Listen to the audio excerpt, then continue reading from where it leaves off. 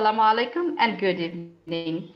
Welcome to our today's webinar on engaged learning facilitated by Northern School of Business, Northern University, Bangladesh. We know engaged learning is a process in which both teachers and learners participate actively in this teaching learning process. Learners are the active member in this learning process. Generally, learners are involved beginning on the first day to in the decision making of the courses of the study. Learners vigorously research, discuss, create projects, and use technologies to make diverse discoveries based on their choices. Teachers serve as a coach or facilitator and give guidance to them for their desired goals. Well, engaged learning allows learners to participate in real-life activities through collaboration, exploration, and discovery with their peers. Engaged learning does not focus in only one course, but also it is the integration of many or all the subjects of the study. Research has demonstrated that engaging students in the learning process increases their attention and focus, help them or motivate them to practice higher level critical thinking skills, and also promote meaningful learning experiences. Teachers who adopt a student-oriented approach for teaching help students ensure more student engagement, and help them to achieve their desired goals more precisely. That is why it is essential to have knowledge in engaged learning for effective teaching. We believe this webinar on engaged learning will help us to enrich our effectiveness in this point, and it will help to enrich our teaching learning outcomes. Today, all of these engaged learning issues will be elaborately discussed by our honorable guests and experts from different parts of the world. I'd like to, it is my honor to introduce the honorable chief guest of the program, Professor Dr. Abu Yusuf Muhammad Abdullah. But sir, unfortunately, he is not available with us for his busy schedule. It is now we are delighted to introduce the three nationally recognized resource persons who are present today with us, who are going to share their valuable thoughts and ideas on this issue with us. We have with us our keynote speaker, Professor Dr. Mathew Manimala, editor, South Asian Journal of Management, and Professor, Indian Institute of Management, Bangalore. We also have with us Professor Dr. Ampu Harikrishnan, Pro Vice Chancellor, Himalayan Garhwal University, Uttarakhand, India. And also we have with us Dr. Taimur Sharif, Head of Business in the Faculty of Earth, Society and Professional Studies, Newman University, Birmingham, UK. I'm very delighted to announce that Professor Dr. Hossain, Honorable Vice Chancellor, Northern University, Bangladesh, will present here today as the chair of the session. And Professor Dr. Nazrul Islam, Honorable Pro Vice Chancellor and Dean, Faculty of Business, Northern University, Bangladesh, is present here as the technical session chair here. Honorable guests, this is Benazir Rahman, Assistant Professor, Faculty of Business, Northern University, Bangladesh. Welcome you all once again in this event. Well, our today's event is divided into two parts. We are going to start our first part, that is inaugural part. At this moment, may I now request Professor Dr. Nazrul Islam, Honorable Pro Vice Chancellor and Dean Faculty of Business, Northern University, Bangladesh, to deliver the welcome speech. So, over to you. Thank you. Honorable Chair of this inaugural session of webinar on engaged learning, Professor Dr. Anwar Hossain, Vice Chancellor, Northern University, Bangladesh. Keynote speaker, Professor Dr. Mathew Manimala, Professor of Organizational Behavior and former Chairperson of the Organizational Behavior and HR area at the Indian Institute of Management, Bangalore, and the current editor of South Asian Journal of Management. Resource person, Professor Dr. Ampu Harikrishnan, Pro Vice Chancellor, Himalayan, Garhwal University, India. Resource person, Dr. Taimur Sharif, Head of Business in the Faculty of Arts, Society and Professional Studies, Newman University, Birmingham, UK. My dear colleagues, participants, guests, good evening to all of you. I am very delighted and honored to have an opportunity to say something at the inaugural ceremony of this international webinar on engaged learning, organized by Northern University Bangladesh Business School. It is a privilege for me to be here with an august gathering of a large number of academicians, scholars, researchers, and teachers of Northern University, Bangladesh, and other universities. Dear colleagues, when we think of student engagement in learning activities, it is often convenient to understand engagement with an activity as being represented by good behavior, that means behavioral engagement, positive feelings, that means emotional engagement, and above all, student thinking, that is cognitive engagement. This is because students may be behaviorally or emotionally invested in a given activity without actually exerting the necessary mental effort to understand and master the knowledge that the activity promotes. Therefore, by following some techniques and elements, we can make these learning activities more engaged, and we can which can help increase student engagement behaviorally, emotionally, and cognitively, and thereby positively affect students' learning and achievement. Engaging students in the learning process thereby increases their attention and focus, motivates them to practice higher level critical thinking skills, and promotes meaningful learning experiences. Ladies and gentlemen, I, on behalf of Northern University Bangladesh, would like to say that our efforts for the enhancement of higher education in Bangladesh by organizing such international seminars, webinars, will be continued to build and educate our nation, which was the dream of our father of the nation, Bangabandhu Sheikh Mujibur Rahman. At the end, I would like to extend my heartfelt thanks and appreciations to the Honorable Chairman, Northern University Bangladesh Trust, Professor AYM Abdullah, for his kind consent and support to materialize this webinar. We are also thankful to our Honorable Vice Chancellor for giving your valuable time and being present with us in this evening, although you are very sick. Thank you, sir. With this, I warmly welcome you all to this international webinar, Engaged Learning. Thank you. Thank you very much, sir, for your inspiring word. Now it's time to hear something from our session chair.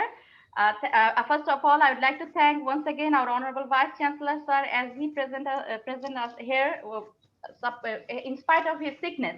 Thank you very much, sir. Now, may I now request Professor Dr. Anwar Hossain, Honorable Vice Chancellor, Northern University Bangladesh, to share his informative views with us. Sir, over to you.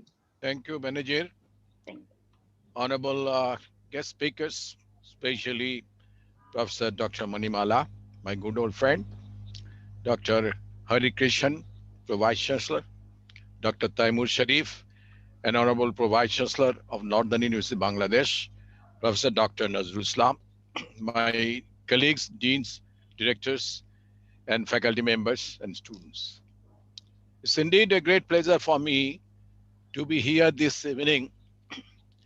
I hope I will be excused for my disheveled looks because day before yesterday, I had a surgery on my right eye. But still, I have chosen to attend this session because I think it's of paramount importance for being a part of this epoch-making historical international webinar organized by the Business School of Northern University Bangladesh, where so many stalwarts will be speaking. I will passively try to listen to your speeches, but I will not be able to actively participate throughout the webinar. I beg to be excused.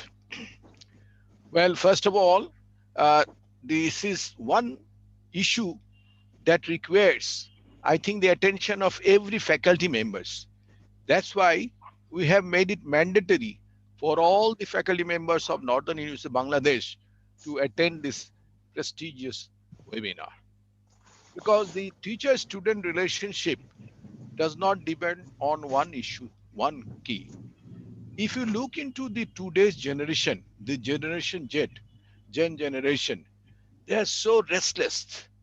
Their mind is so frivolous. They just hip hop from one idea to another. It is very difficult, we have seen, to get the attention of the undergrad students. By nature, these teenagers are always in a restless mood. So a challenge for a faculty member, a teacher, is to get their attention and to continuously get him involved, engaged in the learning process that a faculty member has very diligently planned upon. And that's why Professor Nazrul has rightly pointed out that in a learning situation, engaged learning situation, we need to have the behavioral, the cognitive, and the thinking process, and also the emotional issues are also involved. These three key areas which determine the motivated attention of a student is a very great challenge for every teacher.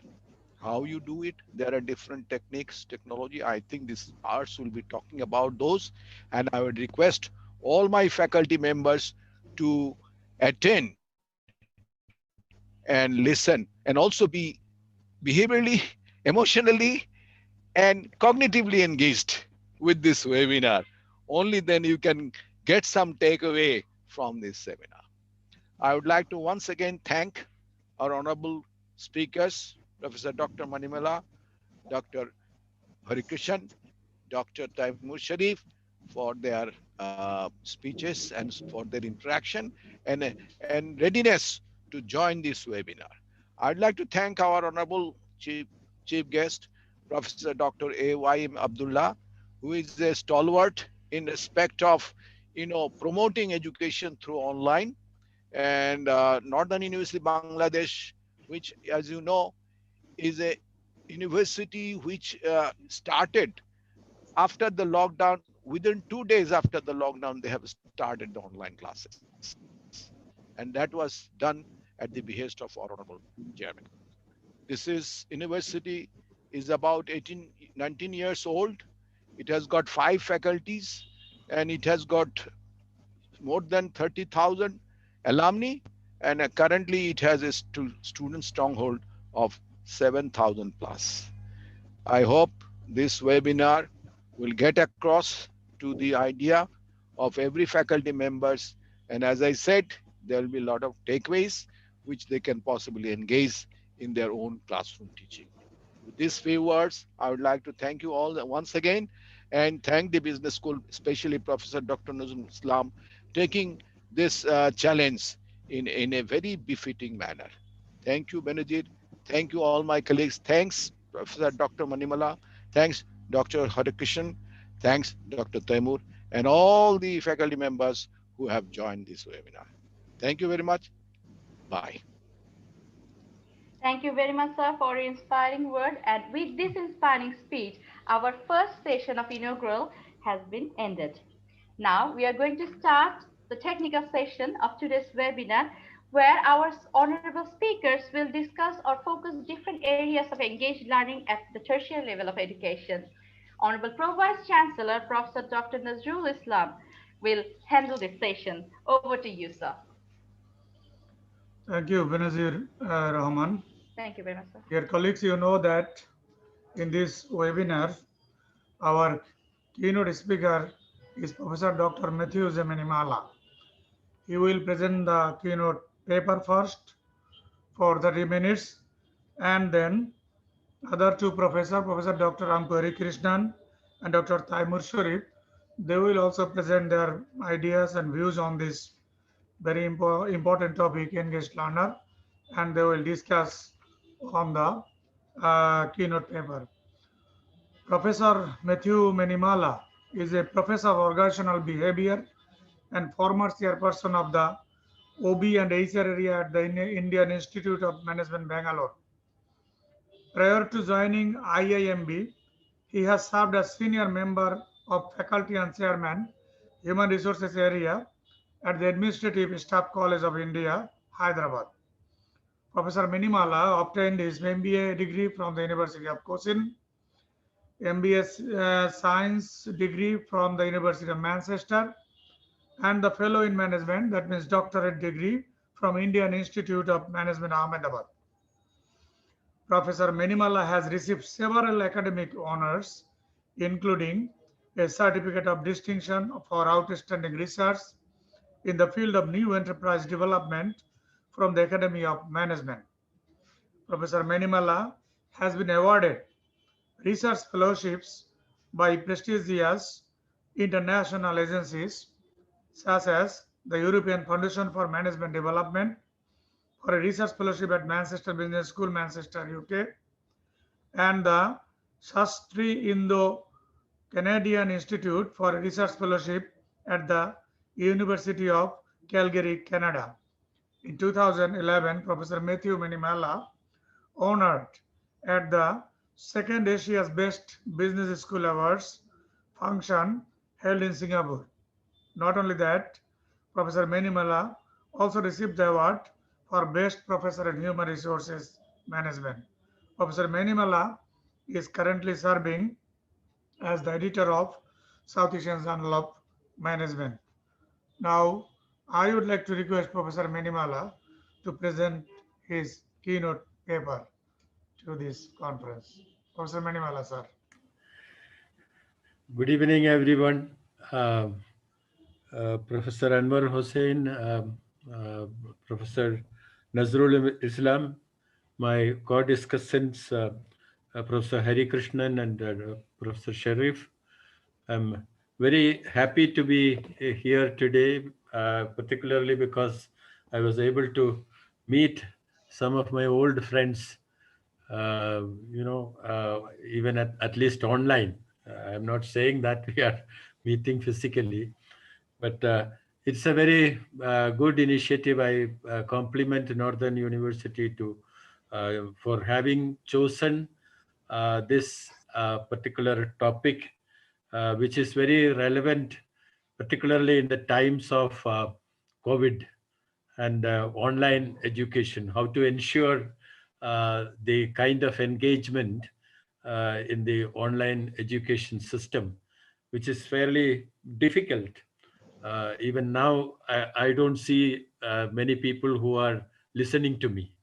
Therefore, it requires a little bit of, it becomes a little boring after some time speaking only to the screen. Anyway, I think we have to deal with this situation. Now, since we are all, sorry, I will have to upload my slides. Let me do that now.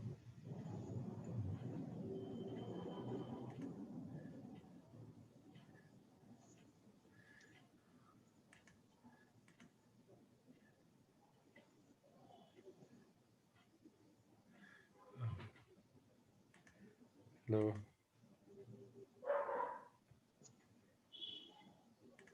This is not coming up. 1 minute, I think I have not opened it.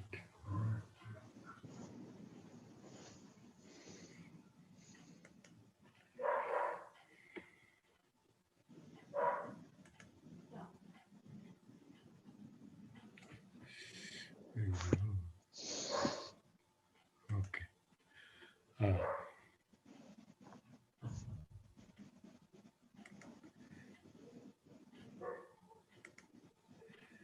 Okay, I hope everybody can see this. Hello? Yes, sir, Yes, we can sir. see. You can see, all right, all right. Yes, sir. So, as we are going through this COVID pandemic situation, I thought I would start with something that has happened several centuries ago in a similar situation. That was also a kind of, a much worse kind of a pandemic. This is relating to the incidents of the London plague. Some disturbances are coming from outside. I'm so sorry about that. So you can definitely recognize probably the person in this picture. It's a very famous story, but there are certain, part of it which are not well known to everyone. Everybody knows about Newton sitting under the apple tree and then deliberating on the gravity process. But the background of the story is something slightly more complex. When the plague broke out, he was a student at Trinity College, Cambridge. And, because of plague, which is very contagious, all the students were rusticated. They were asked to leave the place without taking anything, because they also felt that, the plague could be spread through things which, people have touched. So Newton was really unhappy that he had to leave so suddenly, even without even taking his books, because back in his village, it was, he was worried how he would spend the time. But then he was so innovative, so engaged with his learning ideas that, he started working on certain number problems, which he had, of course, got initiated at the university. And that led to the discovery of calculus, the mathematical method called calculus. Then the other thing he did was he closed his room and just completely closed and made it dark, then created one small hole somewhere, and then through which the light rays would come in. And using prism, in various positions, he started doing research on the optics. And this is how he developed a theory about optics, that it was the corpuscular theory was actually attributed to him. Later on, of course, the undulatory theory came. All that is there, but he started the initiative about working on the optics. And of course, the third one, that about the gravity, which he saw an apple falling, and therefore he reflected on that. And this is a very famous story. Now, what is significant here is that, most historians talk about this particular period, 1665 to 67, particularly 1666, as a lost year to academics. Today, we have the luxury of online conversations and interactions. But in those days, that was not available. Therefore, it was almost completely cut off from the learning system. So, without the support of the institution and the faculty, three great theories were born from Newton. And that is why now the biographers of Newton does not call it a lost year. They call it the annus mirabilis, that is the miraculous year of miracles. So if, without the support of the institutions and the teachers, a student can be engaged, it means that what is most important is the kind of intrinsic motivation of the student. We will come back to that after we have gone through few ideas that we were talking about. Why is it that learning is needed for everyone? There is a famous saying, in times of change, it is the learners who inherit the world, and the learned would remain beautifully equipped to deal with a world that is no longer there. So, since the external world is changing, even if you are an expert, unless you continuously learn, you will not have the world to deal with, because that world has changed. Therefore, your expertise is no longer relevant there. And that is why they say in the beginner's mind, there are many possibilities, but the expert's mind, there are few. Because the expert is conditioned by his own expertise, and his solutions will be only a few that is recommended by his expertise. Whereas if you have a beginner's mind, then there is actually no constraint. You can think of any kind of issues. That is why, when we understand that change is the only constant in life, of course, the Greek philosopher Heraclitus says that you cannot step into the same river twice. That looks rather odd, particularly in a country like India, where we treat certain rivers as holy rivers, and therefore, you go into the same river. That is the assumption. But the philosopher's argument is that a river is defined as, flowing water, and it is not stagnant water. If it is a stagnant water, it is not a river, it is a lake or something like that. Therefore, if it is a flowing water, which is the essence of a river, then that is changing every second. Therefore, you are not able to, when the second time you get into the river, it is not the same river. So that is why, it is just to emphasize that change is a very continuous process, which we don't even recognize. There are evolutionary changes which we don't even recognize. When revolutionary change happens, yes, we would recognize. But the accumulation of evolutionary changes also make a lot of difference. And that makes the relevance of learning as a continuous process. Now, this is something, so when, as a student, I used to think of, learning as, remembering a few things which are told in the classrooms and reproducing them. So if you are able to reproduce something in the exam, then you think it is, something that you have learned. But, when we look at the psychologist's definition of learning, we find that it involves, as the speakers earlier mentioned, about the 3 levels of learning. That is very much emphasized. The definition I have quoted here, it's a relatively permanent change in the behavior of an individual or a group, which occurs as a consequence of experience. Now, all these words are important.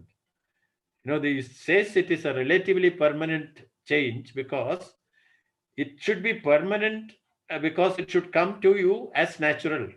For example, if I learn typing, then I should be able to do it without, looking at the keyboard. That should be so natural as writing something. So it should be permanent, but it is only relatively permanent because when the environment changes, you have to change. So that is the part of the continuous learning part.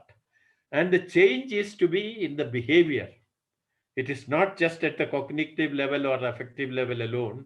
It is also at the behavioral level. We'll come back to this. There is a value to cognitive learning also, affective learning also, as well as behavioral learning also. But for the learning process to be complete, it should happen at all the 3 levels, and it should be occurring as a consequence of experience. That's why subsequently in this presentation, of course, I don't think I may be able to go through all that later. We will also look at the Kolb's model of learning. He talks about, concrete experience. You start your process with the experience of the phenomenon, and then you start reflecting on that experience. And when you reflect, you may develop certain theories which you may tend to implement. That implementation becomes another kind of experience for you. Then it goes on. This is how it becomes a learning cycle. So the 3 levels of learning, very important. But we normally, in our education system, we normally give importance to the cognitive learning. Because academically, intellectually, you collect this information, understand the logic of it, and that is it. You may not really implement it while you are a student. Later on, of course, some people may implement something, some people may not. And sometimes you may not even develop a kind of passion for what you have learned. I'll give you one example. For example, when I was, growing up, I understood Marxism as a kind of conflict between capitalist or the owner of a business, and in terms of the revenue sharing. How do you share the profits, that is coming up? And that was the kind of understanding I had about Marxism. But later on, when I read a book on Marxist, philosophy in general, and Marxism was also dealt with there, they're saying that Marx had identified, it was actually a very psychological kind of an analysis. It was not materialistic, or, it was not about money primarily. Basically, in the industrial context, when, earlier before that, the worker was autonomous. He could decide on what he had to do, how he would do everything. But once the industrial, organizations came up, the process is decided by somebody else. What portion of that you would be doing, that is decided by somebody else. And, with whom you should be working, that is also decided by somebody else. And the outcome sharing, that is also decided by somebody else. Therefore, the worker has almost completely lost his autonomy. And this was a new learning for me. But just because I learned about it, it is definitely working at the cognitive level. But I never started loving Marxism. I didn't have a kind of affection for the Marxist ideology just because I learned about it. So, which means that there can be something at the conceptual level without leading to the affective level and behavioral level. And I would not go and join the Marxists, in sitting in dharnas and demonstrations and all that. That is the, so in spite of having a better understanding of Marxism, I was not having the learning at the affective level and the behavioral level. But is it useful? Now, this is something which I illustrate with another example. We had, when I was working at Administrative Staff College, we had a colleague who was a heavy smoker. Now, smokers, we know that their lungs get affected. That is commonly known. But there is also some other casualty, that some nerve going down their hips, that also can get affected. And sometimes heavy smokers can collapse and they are unable to walk. Now, when this happened, when this colleague was in the library, he just collapsed. But he was, aware of the whole thing. The only thing is that he couldn't stand up because of the problem with the nerve. And then three of us, joined, and then another two came in, and we carried him to the dispensary, which is also on campus. When we went there, our regular doctor was not there. And the doctor who came as a replacement, he was also a heavy smoker. And he was standing outside the dispensary. He was not there. So we said, this is an urgent case. Can you find the doctor? We told the nurse. So she immediately went there, and the doctor put off his cigarette, which was only half over, and then came inside. And he looked at the patient, and then he said, is he a smoker? So we said, yes, he's a smoker, and that is the problem here. So then he said, you should stop smoking immediately. And who is saying this? Another heavy smoker. But at the conceptual level, he has got the knowledge that smoking is bad. Therefore, in spite of his not practicing it, his advice is relevant, advice is valid, the patient will benefit from that advice. So that is why I was saying that sometimes most of the academics will have this problem of only having that cognitive level of knowledge. But in spite of that, on the basis of that, if they give some advice, it will work. And that is why, the cognitive knowledge can be useful. But it is always good to have, in almost everything, particularly if you develop a passion for something, then you should get into the behavioral field. And I have one other experience also. That was when I was going to Canada on January 2nd, which was very cold, as our colleague Harikrishnan mentioned. It was not just -1. When I landed there, it was -25. They announced it in the aircraft. They said the temperature is -25 to -40. So you can imagine somebody going from India, how would one feel?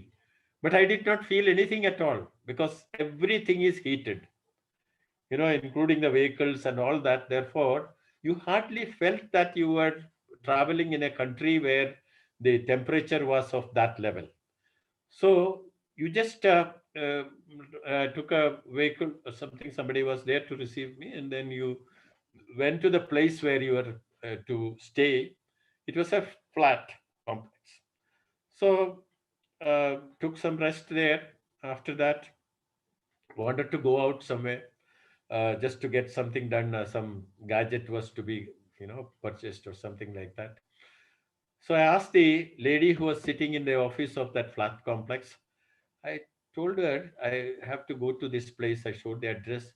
Then she said, "Oh, it's very simple. You will get a bus in front of here."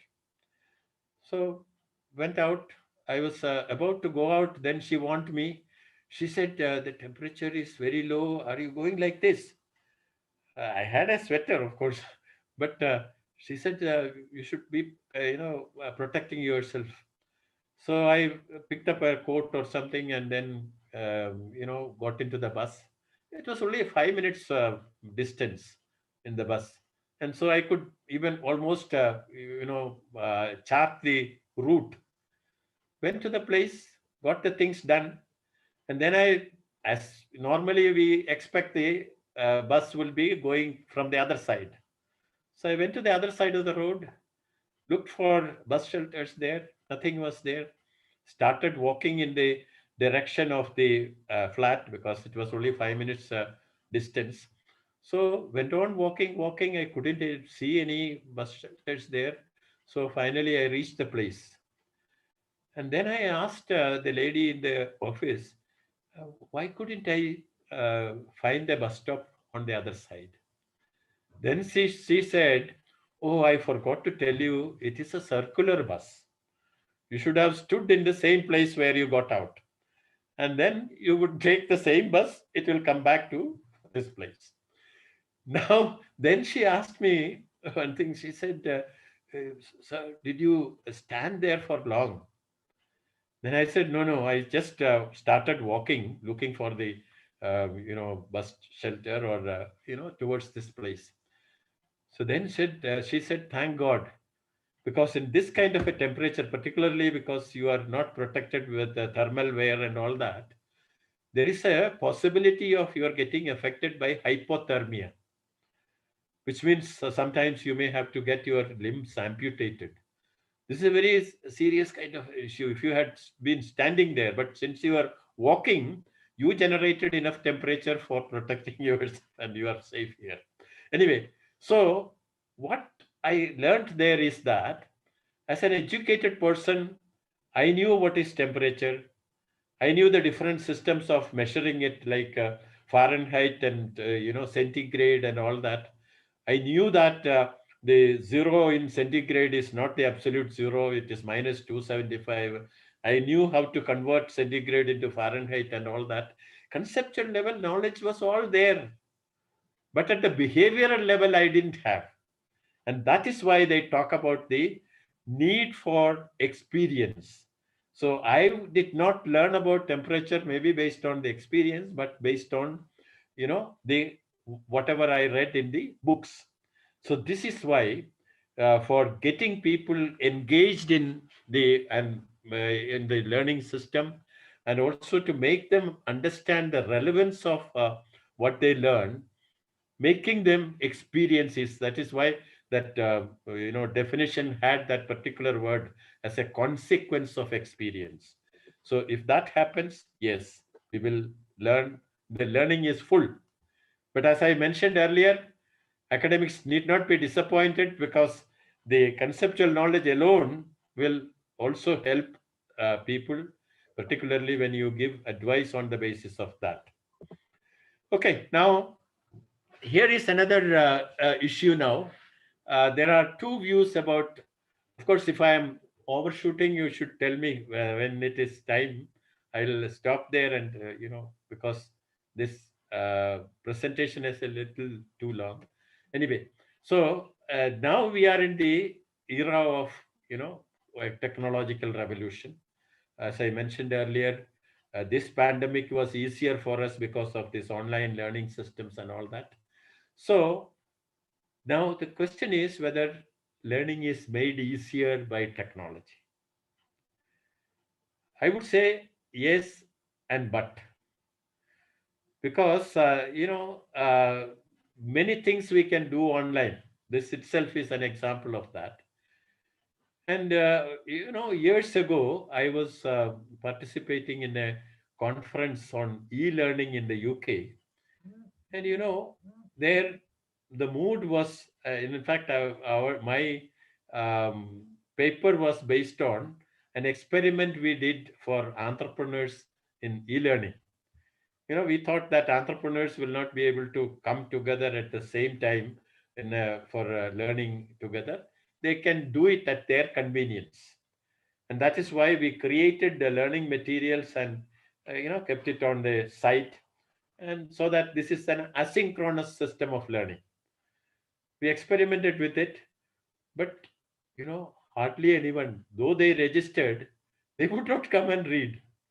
Therefore, that experiment was not very successful. So I was, writing about that.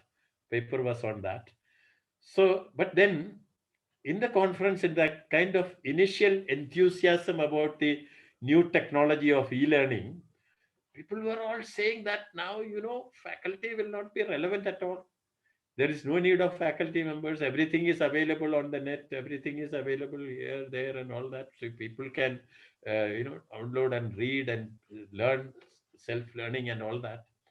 So, but when I made this presentation, I didn't get much support about what I was, going to tell them. I was telling them. But a person, an executive from Italy, he stood up and said, yes, I have experienced this. Because when we also started in our company, we created this kind of a system where, training could be done online by participants, and, you give them a password and that's it. So when I nominated, my colleagues for certain training programs of this kind, many of them told, if training means only getting a password, I am not interested in that. So what you miss is the learning that happens with a kind of interaction with the faculty as well as the participants. The peer learning is very, very important. So that is why, in one of those, we go for inspection work as part of accreditation and, those kinds of things. So there is another small story about that. When I was part of such a team, I went to a business school. That was, technologically very tech savvy kind of people were there. So for the first time in the country at that time, they introduced something called a smart board, a board where you can even write with your hand. And then when you press something somewhere, all these handwritten things get typed material, becomes typed material. And if you organize your board in a particular fashion, uh, when you, at the end of, when you fill up the board, when you press something somewhere, the entire thing can get transferred to the students' laptops. So the students need not make any notes and all that. So they were showing us with pride. The team was, being shown that this is what we have installed. It is a most modern kind of a thing and all that. So my colleagues appreciated it and all that. I was a little skeptical, so I didn't say anything. So finally, because it is an inspection for accreditation, those people were worried if I am not happy about this kind of gadget. So he, they, even for that, they would make it compulsory that all students will be given a laptop. That was part of their fees. They would collect that also and then give it to participants, and they are all connected while they are in class. So this is the system that they were following.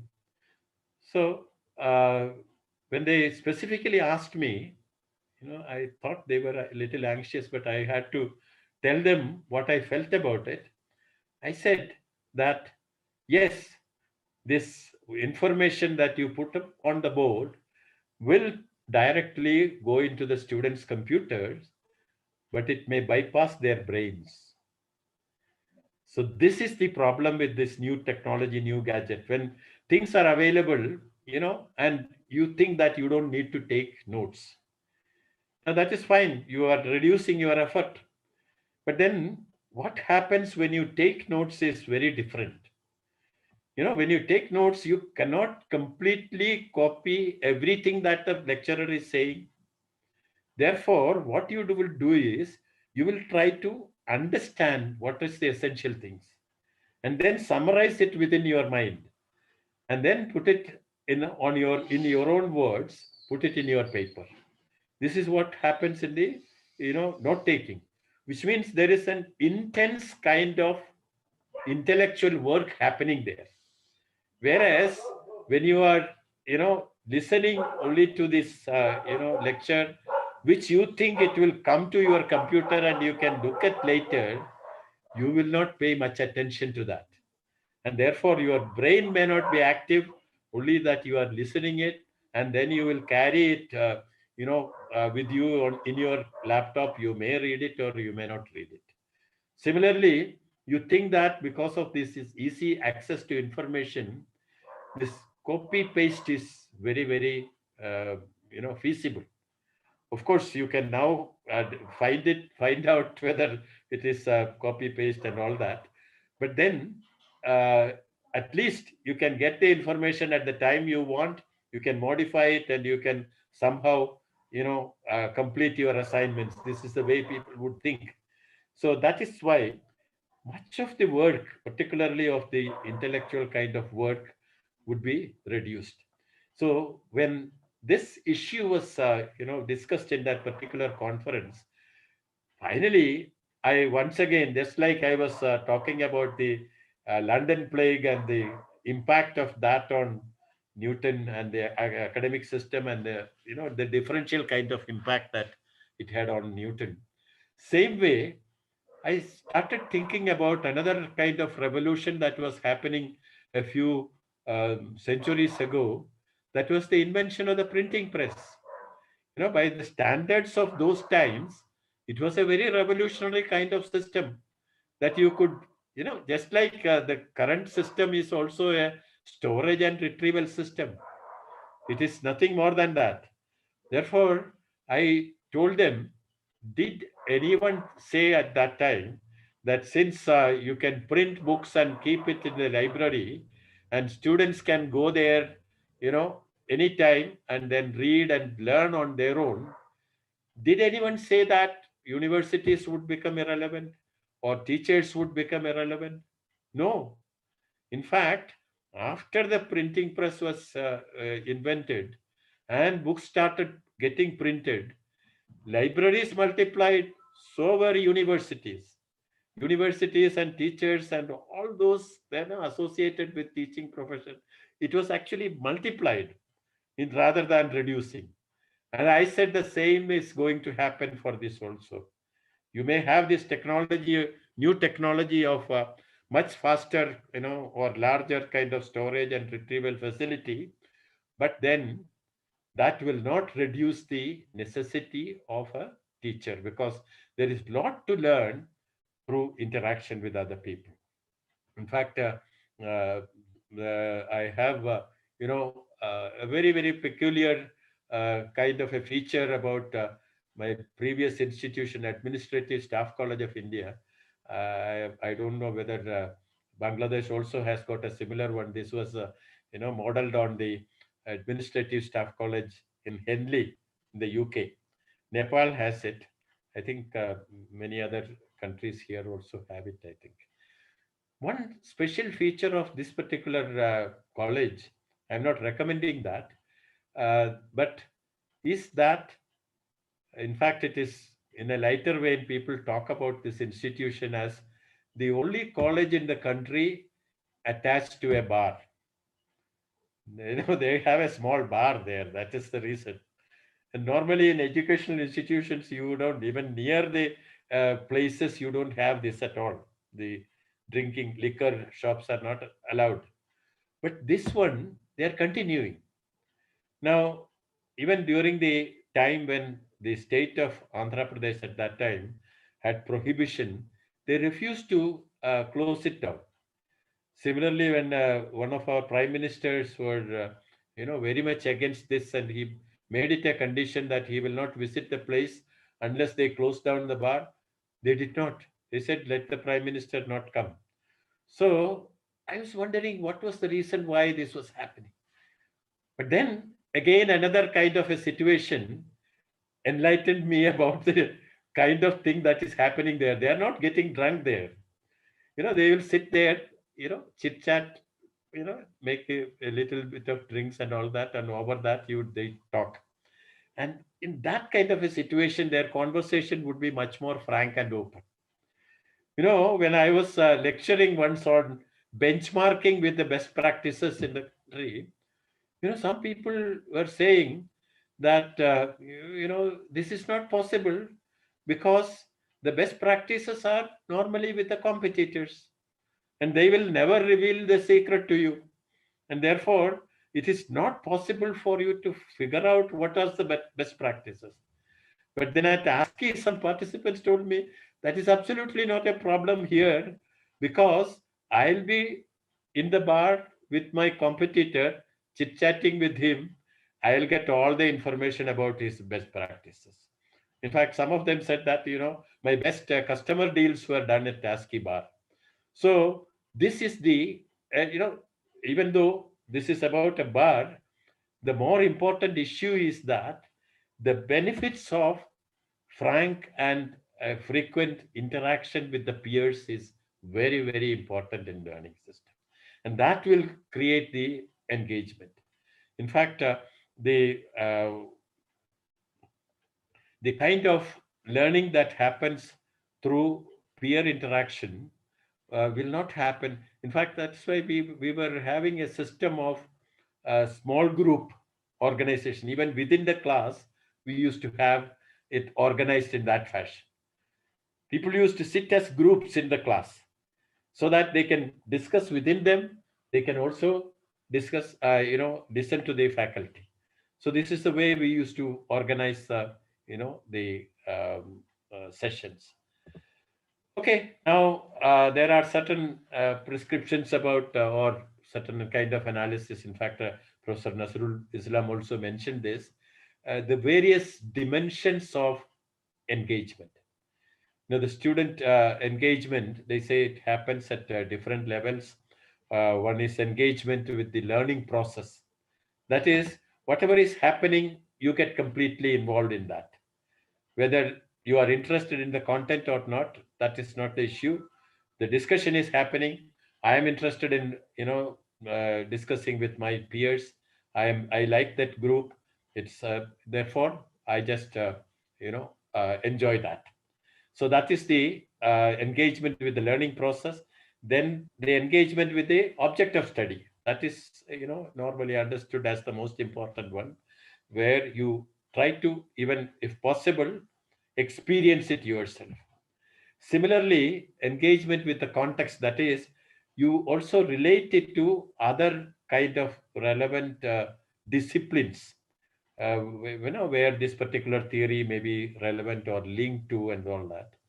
And then the last one is engagement with the social and civic context, which means something like action learning, action research or something, where you go and do certain things on your own and learn from that. Excuse me.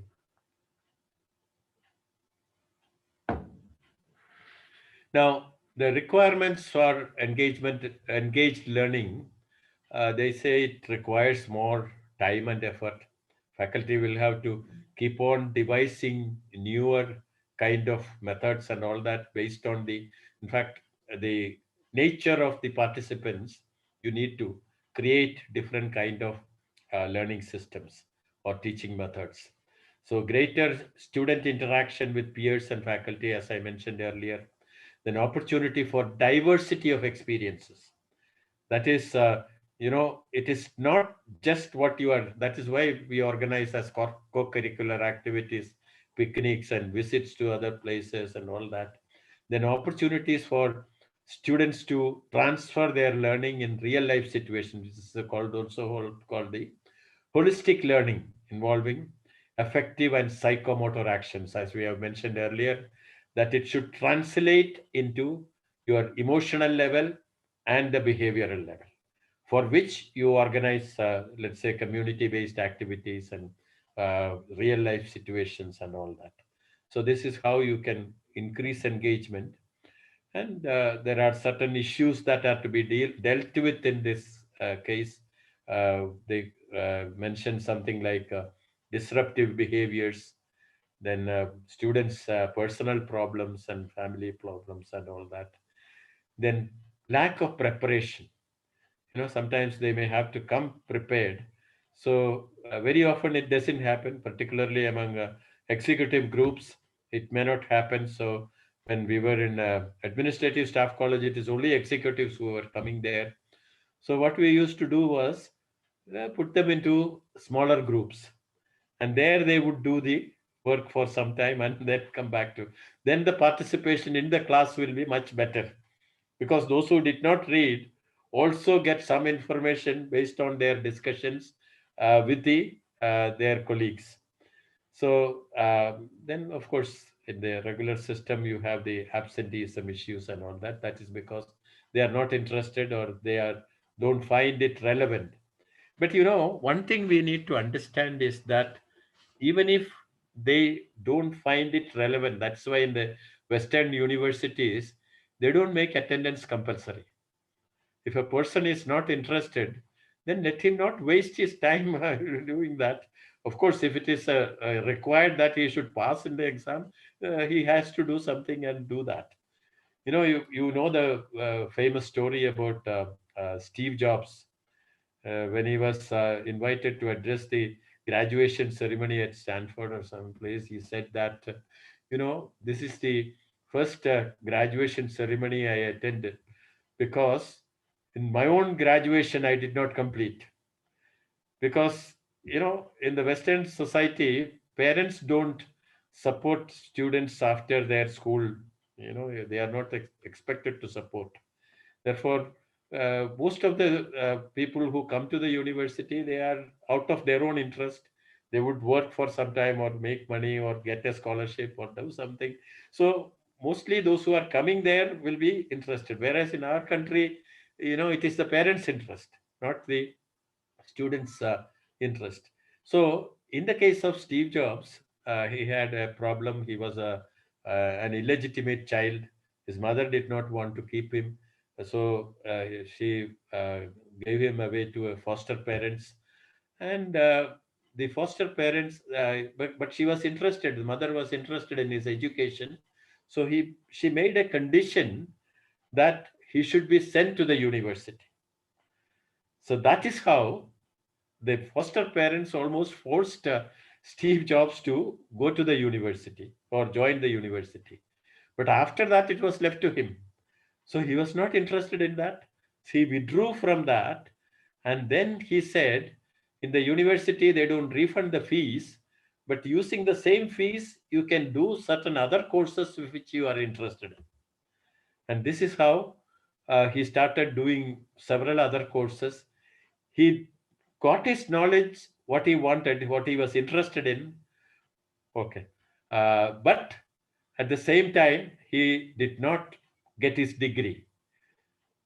So this is why, even if a person is absent, it doesn't mean that he is not interested or not competent, but his interest may be in something different.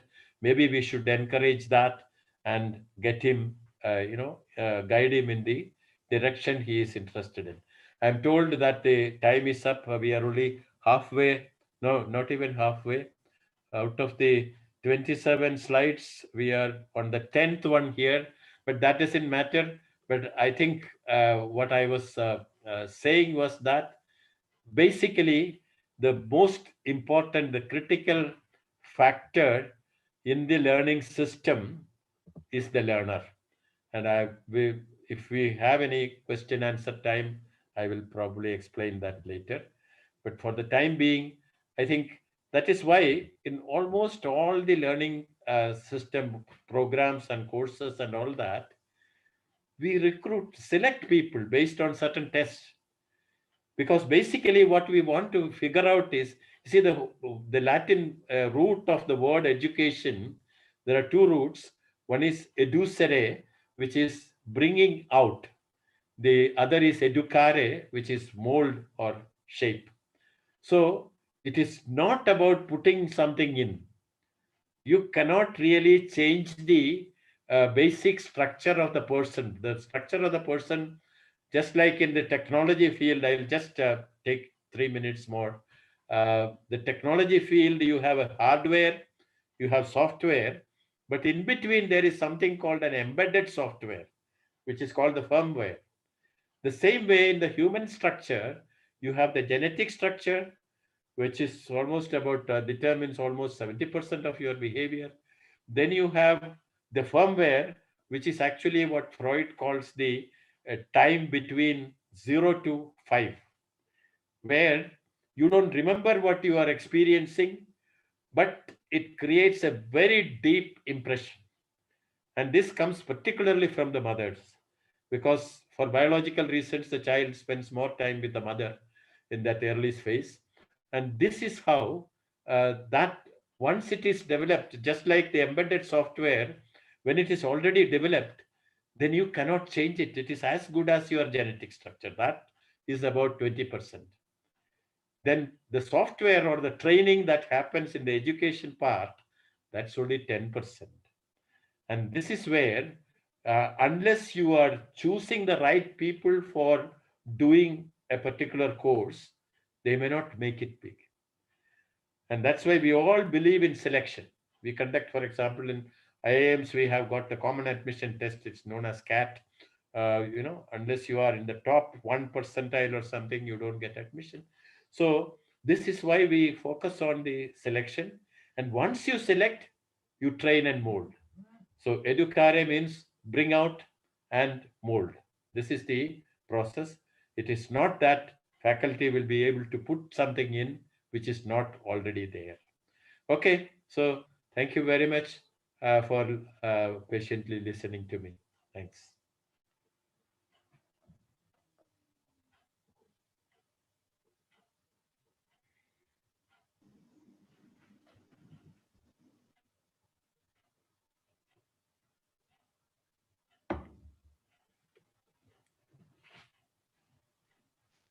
Professor Nazrul, you are muted. Thank you, sir, for presenting your paper in a lucid manner, and it was from your experience, and it was highly understandable. I hope that to the participants, and I will sum up the lecture at the end of this webinar. Now I would like to invite Professor Dr. Ampu Harikrishnan, Vice Chancellor, Himalayan Garhwal University, Uttarakhand, India. Professor Dr. Ampu Harikrishnan is currently serving as a Vice Chancellor, Himalayan Garhwal University since October 2021. Previously, he was associated with Indus International University, Himachal Pradesh, Pratap University, and NIMS University, Jaipur, Rajasthan. Dr. Ampu has delivered guest lecturers, conducted workshops, research person for IQAC programs in several universities of Bangladesh too. Professor Ampu has experience of more than 2 decades in various state private universities of India. He has obtained his PhD in Human Resources Management from Bharatiya University, Coimbatore, Tamil Nadu, and is a native of Kosi, Kerala State. Professor Ampu Harikrishnan. please present your paper and discussions on the paper presented by the keynote speaker, Professor Ampu Harikrishnan.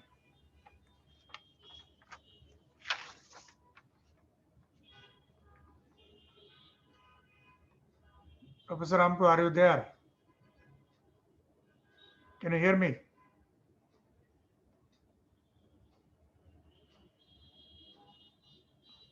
Shall I start my speech? Yeah, please. Okay. Okay. Good evening, everyone. First of all, my sincere apologies if there are breakups in my lecture. There would not be any PowerPoint presentation. Rather, I would give a summary of some of the experiences that private higher education institutions are doing in engaged learning. While Professor Mathew J. Manimala, who has pioneered the cause of engaged learning and has spearheaded several wonderful moments in IIM Bangalore, and he's also on the advisory board of the School of Leadership, where they focus on engaged learning for corporates, is highly commendable. And Sir has pointed out some of the major issues in engaged learning. So, okay. So engaged learning. So the major focus of Professor Mathew Manimala's lecture was there is some kind of disconnect. When we say engaged learning, it is like providing a very good customer relationship experience for the students so that they become worthy of what they have learned. So this is just an introduction. Namaskar, ladies and gentlemen, distinguished audience of the international webinar on engaged learning organized by Northern University of Bangladesh, Honorable Chancellor, Professor Dr. I.M. Abdullah, Vice Chancellor, Professor Dr. Anwar Hossain, Professor Dr. Nazrul Islam, Technical Session Chair, Dr. Javed Mahmood, the Head Department of Business Administration, and distinguished faculty members of Northern University of Bangladesh, beside two of my learned speakers. Besides two of my learned speakers, I'm highly honored to be a speaker at Northern University of Bangladesh, one of the most dynamically growing nations in South Asia. So when we say about Bangladesh, the concept of engaged learning is highly relevant, as this country has shown remarkable growth in terms of economy, in terms of higher education. Now, if you see the contribution of Bangladesh nationals in some of the elite universities of the world, it is really commendable. So I'm very honored to be a part of the Northern University of Bangladesh. So as earlier told, our key resource person has highlighted some of the factors. I'll be speaking some of the factors that is related to the Indian context. Why I say Indian context is because the higher education scenario of India and Bangladesh are very similar. What is that great similar factor? The great similar factor is the existence of private universities. So India and Bangladesh share close bonds in every sphere of human activity. Both countries have ushered in an era of private participation in higher education system through establishments of private universities. While the number of private universities in Bangladesh may be lesser in comparison with the private number of private universities in India, there is a lot more common, which the university where I work, Himalayan Garhwal University, universities like Northern University of Bangladesh, and many other leading institutions can cooperate and work with. One such step in engaged learning has already been initiated by Northern University of Bangladesh through form of academic uh, understanding with some of the leading private universities of India to Chandigarh University, Chandigarh to name a few. So this shows that the organizer of this seminar, Professor Dr. Nazrul Islam, and his eminent university is actually practicing the concept of engaged learning. So why we study about engaged learning? My dear faculty members, I can visualize that most of the faculty members will be young, will be experienced, and they will be listening to my lecture. Even the age group of 145 faculty members in my university is below 40 years of age. So the concept of engaged learning has happened in such a way that there is a disconnect, or rather, there used to be a disconnect among the classroom knowledge and the practical field, primarily because the higher education system in India and Bangladesh was designed to manufacture clerks. That is the reason why, in comparison with the number of medical colleges, the number of engineering colleges, the number of nursing colleges, or the number of other practical oriented academic programs, we had more number of BA and such kind of programs. This is in no way disrespect to those degrees. So the concept of engaged learning has taken place because there is a traditional disconnect between knowledge from classroom setting into real world setting, and this has been removed to a great extent through various innovative practices. I will share one of the great experience which I have uh, obtained from Bangladesh itself in the form of engaged learning. So of course, the organizer was Professor Dr. Nazrul Islam. Couple of years before, he had invited me to be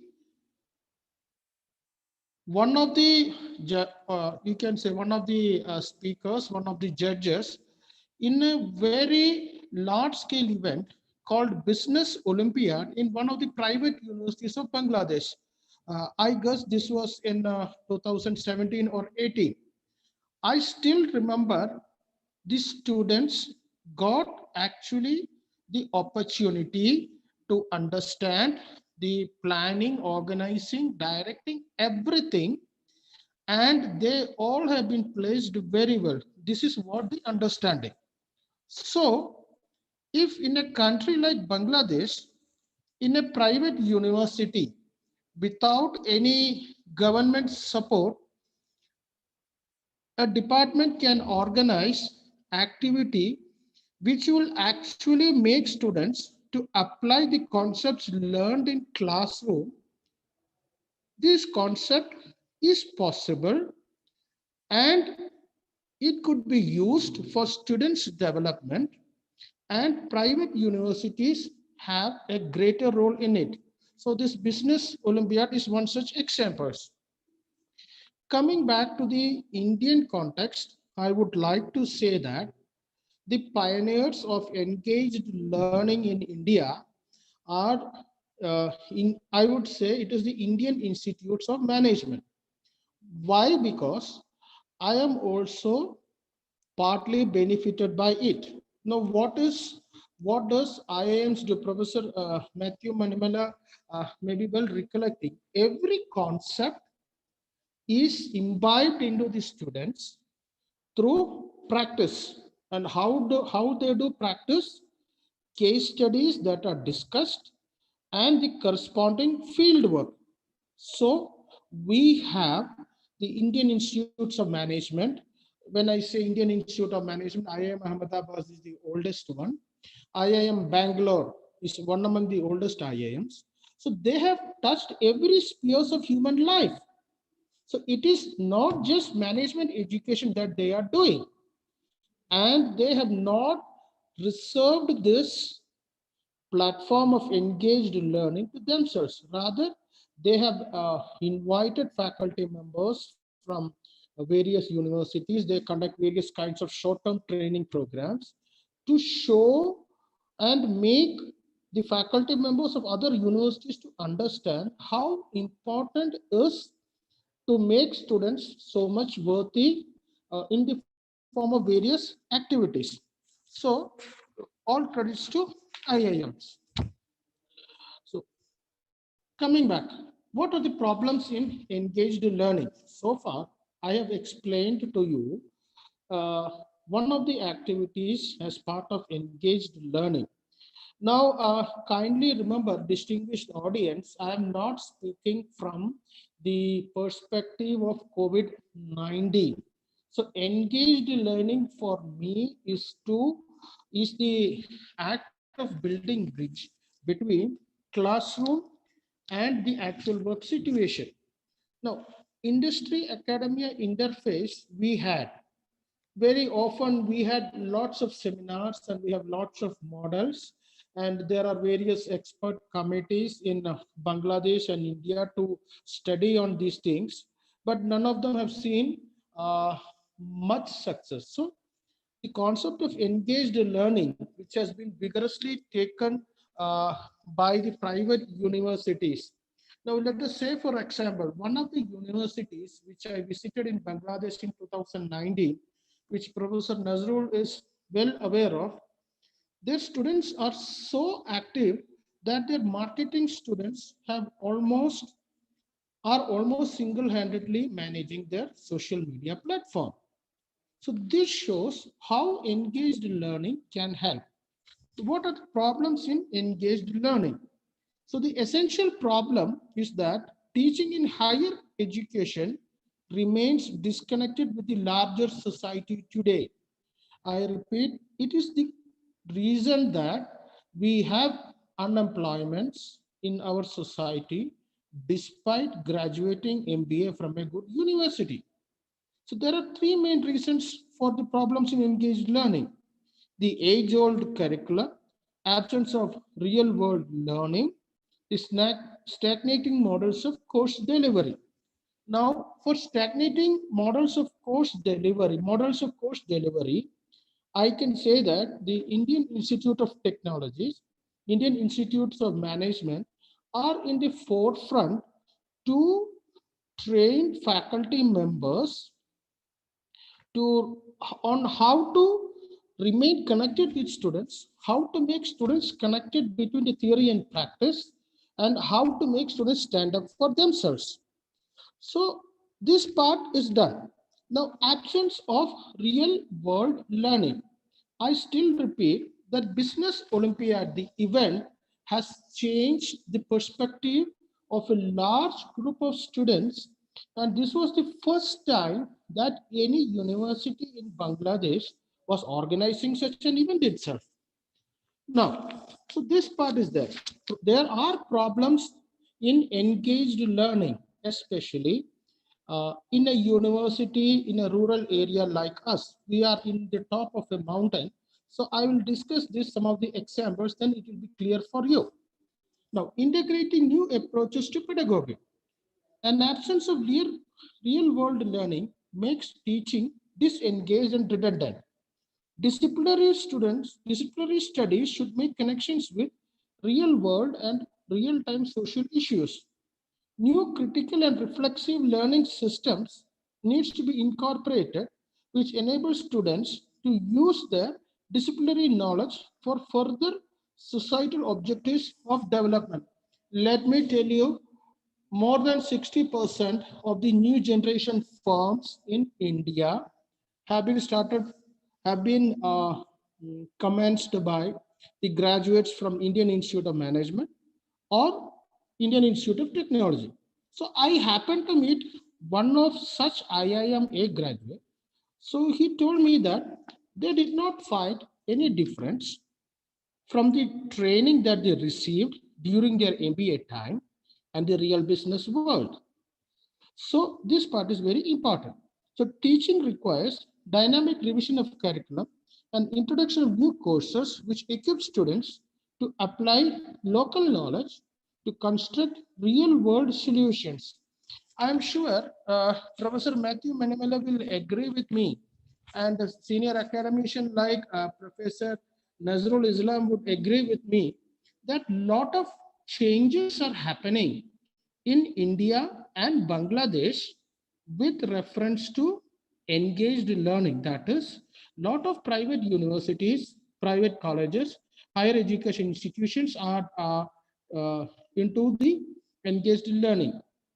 So I will move bit quickly with some of the examples. So I have shared all these examples in the text form with Professor Nazrul.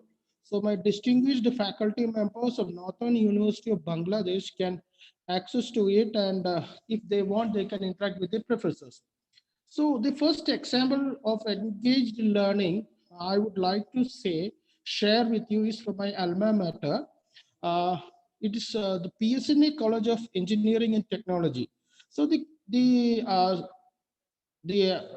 case is self-help groups and PSNA CET identical experience, and the Department of Management Studies, where I studied, established in 1984 as one among the first group of self-financing higher education institutions, and it is accredited both by National Board of Accreditation and National Assessment and Accreditation Council. Let me get to the concept of engaged learning. The Dindigul District Administration has formed self-help groups with 12 members. There are a number of groups in the district who are engaged in various diversified areas of activity.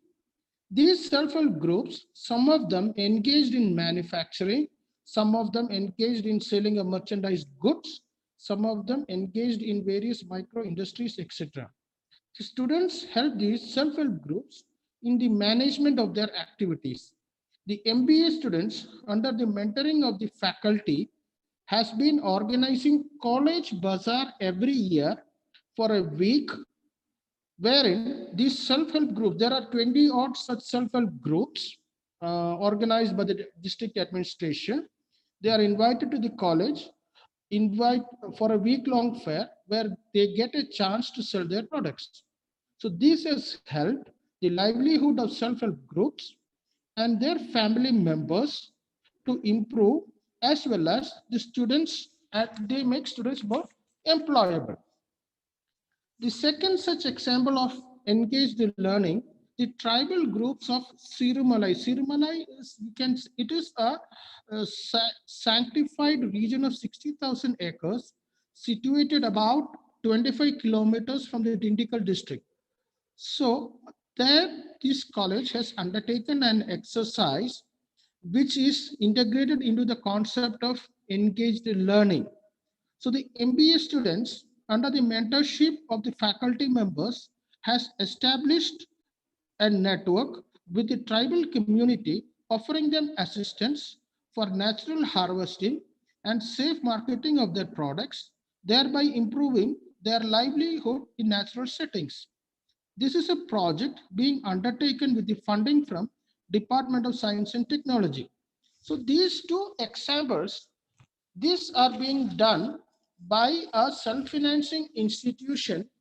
I am sure Bangladesh, being one of the textile manufacturing hubs of the world, private universities like Northern University of Bangladesh can cooperate in so many untouched areas. Now, I'll just quickly move on to Haryana experience.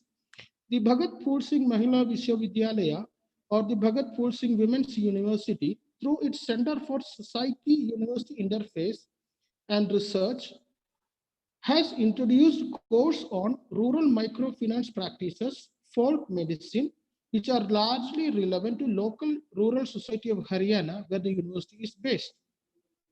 The University of Pune, also known as Savitribai Phule Pune University, shares the Maharashtra experience.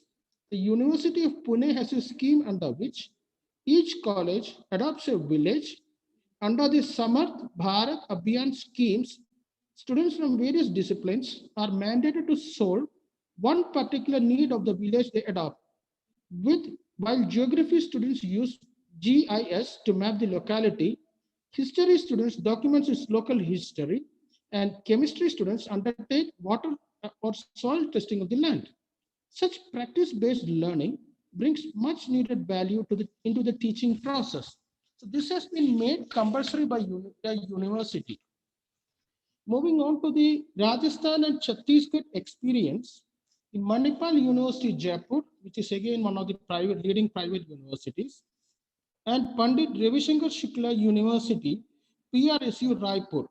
Some Indian higher education institutions have begun the process of making their teaching learning process more relevant and better engaged in order to co-construct knowledge with communities and co-create local solutions to global problems such as poverty, gender discrimination, and other aspects like climate change. Manipal University, Jaipur, and Pandit Ravishankar Shukla University, Raipur, Chhattisgarh, these two universities have committed to building the next generation of community-based researchers through jointly efforts of offering course on community-based participatory research in participation with PRIA International Academy. Courses offered in collaboration with independent practice-based education institutions such as PIA complement the classroom teaching process in universities and colleges. Through this approach, the students learn to undertake research with communities and topics of importance. They learn practical knowledge and tools to promote citizen engagement and social accountability and the safety of women and girls. This enhances their learning outcomes, and as graduates, they better fit in the real world. So PRIA is a global center based in New Delhi, and work is focused on empowerment of the excluded through capacity building, knowledge building, and policy advocacy.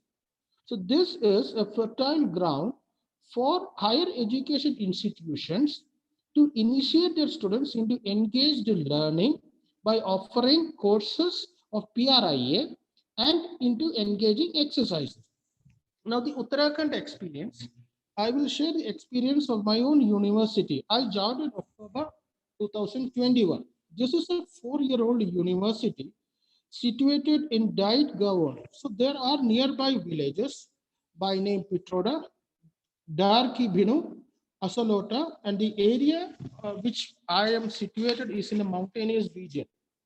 So here, despite all the efforts, and we are having 8 faculties, and as part of engaged learning since 2017, the diploma, undergraduate, and doctoral students of agriculture, with the active involvement of faculty members, have been engaged in empowering with the knowledge gained in the laboratories of the universities to offering assistance for practical farming in hilly terrain, while the MBA and doctoral students are engaged in the management of farming cooperative societies and local village level. So the students devote certain amount of hours in batches every day on all the working days of the university for farming exercises at designated places in nearby village through community participation. Our MBA and doctoral students of management are engaged in the management of farming, cooperative society, local and village level. This is particularly important as the region is remote and isolated, with majority of them having little education and was previously being exploited by middlemen from nearby towns. This is being done with the full support of management of Himalayan Garhwal University. Now you may ask, there is ITC eChowpal, there are various other platforms. So why Himalayan Garhwal University is interested in having an engaged learning process in agriculture? The reason is that though we are very much part of India, Uttarakhand is one among the new states with majority under extreme hilly terrain and where the people are having little education. Majority of the male members of the family have migrated to bigger towns. So these villages are left mostly with female population who are little educated, whose livelihood is to do cultivation in a hilly region, and it is very difficult. So as a helping hand, our university decided to do this. And this has been going on for 4 successful years. My dear distinguished audience, we need not wait for bigger grant from government or bigger funds to initiate engaged learning for our various academic programs. And let me tell you, our faculty members are being trained by various specialized research institutes to engage effectively in the concept of engaged learning. So summary, what I would like to say is what is possible through Business Olympiad, what is possible through a number of business management activities in Bangladesh. If it is possible in India, the universities with the knowledge already laid down by leading institutes like IIMs, we can make a better and effective engaged learning platform. Once again, I would like to thank Professor Dr. Nazrul Islam and Northern University of Bangladesh for inviting me for a lecture and allowing me to share some of the knowledge and experience. I am also very happy that Professor Nazrul has invited me, remembering me, and the father of nation of Bangladesh, Bangabandhu Sheikh Mujibur Rahman, had his 100th birth anniversary in March 2020. So it is very kind of Dr. Nazrul to remember and invite me for a lecture, and I am absolutely honored to deliver a lecture in this wonderful nation of Bangladesh. Over to you, Professor Nazrul. Thank you. If I have overshoot the time, sorry. I'm very much thankful to Bangladesh and Professor Nazrul. Over to you, Professor Nazrul. Professor Nazrul.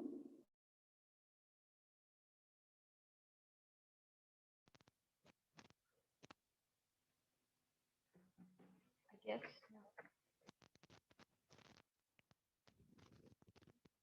Chancellor, sir. Benazir, you can take over. Okay. Thank you, Dr. Ampu Harikrishnan, sir. Thank you very much.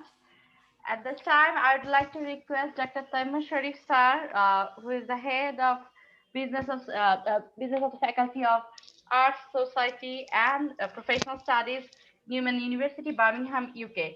Sir, you can share your views with us. Thank you very much. All right, thank you. Thanks for inviting me in this webinar. And it's my heartfelt greetings to the distinguished guests here, the speaker, Dr. Anwar Hossain, Dr. Nazrul Islam, Professor Manimala, Professor Harikrishnan, and other distinguished guests here, audience here. So my heartfelt greetings to you. I understand it's quite late in Bangladesh, and we have been talking since long, and I don't want to bore you actually with many more stuff. So what I'm going to do here is actually focus right on the classroom situations that I and my team goes through and what have been happening for the last 1 year. So it's a mix of normal situation and pandemic situation as well. So hopefully you can connect with the examples I'm going to share with you. So I'm just sharing my screen, and so I'll be going slide by slide. And if you have any question, please feel free to ask me. I'm happy to clarify. So my focus is actually on engaging students in the learning and teaching sessions. There are many other things we do actually as an educator, but I'll be focusing on learning teaching activity. So here I'll be using the Sheffield University model. When they talk about engaging, they highlight 5 areas to focus on: this well-structured course, active student-centered learning, formal and informal interaction, meaningful assessment, and detailed feedback. So I'll be going through one by one, and I'll try to connect you with this experience from my university. First of all, if you want to make students interested about your course, you have to show them you are well prepared. The course is well structured, and there is no confusion, and everything is ready to be delivered. So the first thing that you need to do is you must have a brief course spec where you clearly mention the course learning outcomes, the assessments, and the grading methods and all, the list of textbooks, and if you have any available journals, list of those. So whenever a student opens that, they get the clear information, maybe in 2-page specification. Number 2 is you must have a well-designed Moodle and Blackboard page, whichever you use. So there, all the information need to be stacked one by one, so that whatever they look for, even if they miss the lecture, the first lecture or whatever lecture, when they come back, they find out what's happening in the course. Then you have regular announcements, and you keep on. You have an announcement option in Blackboard and Moodle. What we do to keep them in touch, we actually give announcements to the students to keep them with us all the time. Lecture handouts, videos.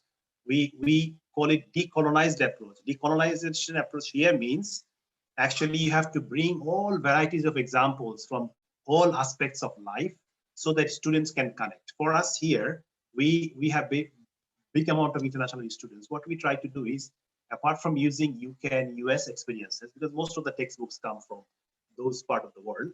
So what we do actually, we make use of videos and handouts and cases from varieties of cultures and covering all continents of the world. It makes the students interested in the topic. A recorded or pre-recorded lecture are made available in right time. So that whenever students go there, they should find out everything there. They should not be chasing you for these sort of things. LMS discussion, what we do here is we open LMS discussion for students. So all day they can be exchanging their views and questions and queries. As a teacher, I will log in at 9 p.m. Every day, and I'll be clarifying their confusions. I'll be putting some feedback every day at 9 p.m. So they know that. So all day long, they keep on chatting and discussing and all that. There is a bit of peer learning happening in that way. You have an option in Moodle or Blackboard of checking completion report. If you are posting quizzes, if you are posting lectures, if any student went there and visited and viewed the document, you can produce a report. So the good thing is next time you can actually call out to a student and say that I've checked your last week's report. I haven't seen you in any of these materials that you have viewed. So in that way, students know that the teacher is actually tracking you. So sometimes it makes them scared, and actually under pressure they do it. They are forced to be engaged. So even if it's not with interest, they're forced.